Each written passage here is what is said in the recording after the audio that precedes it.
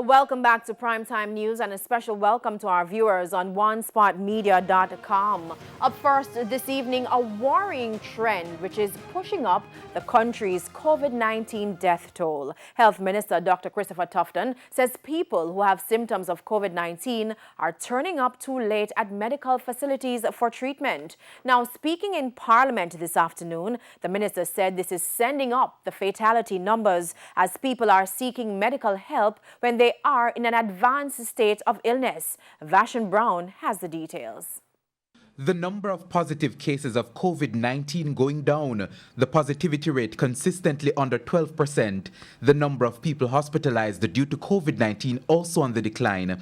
But the opposition spokesman on health, Dr. Maurice Guy, says it is quite strange that even with some key indicators heading in the right direction, COVID-19 related deaths have been increasing. At the height of this spike that we had in March, April of this year, the weekly fatality rate was under 1%, was 0.6, 0.8, 0.87. We are seeing now where we are having 8 to 10% fatality rate each week. And the question that needs to be asked is what is happening in the public health sector? Why is it that we are seeing now more deaths per number of patients positive than we saw earlier on? What has changed? What has changed in terms of the medical management of these cases? Health Minister Dr. Christopher Tufton says there are two possible reasons for the country's current COVID-19 death rate. Firstly, he argues that the fatalities are not always reported when they happen due to investigations by health officials to figure out specific cause of death. So when the investigations end and the numbers are published, Dr. Tufton says the figures may seem high. The minister says there is another factor which is of great concern. We are seeing increasingly late presentations to medical institutions for treatment of persons who have contracted or who are carrying the virus.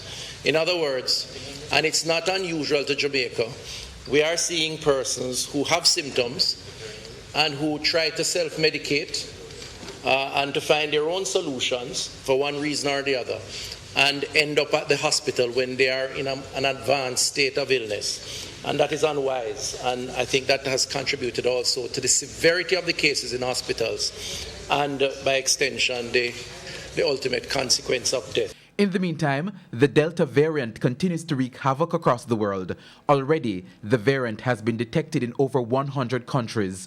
Dr. Tufton says recent results received from samples sent for testing do not indicate the presence of the Delta variant in Jamaica. The results we got last week, and there would be a 2-week lag based on the time it takes to get the results, suggest that, well, we did not find the Delta strain in those results. I think we got back just about 60 or so results. But each week we will continue to report based on those results. Vashon Brown, TVJ News.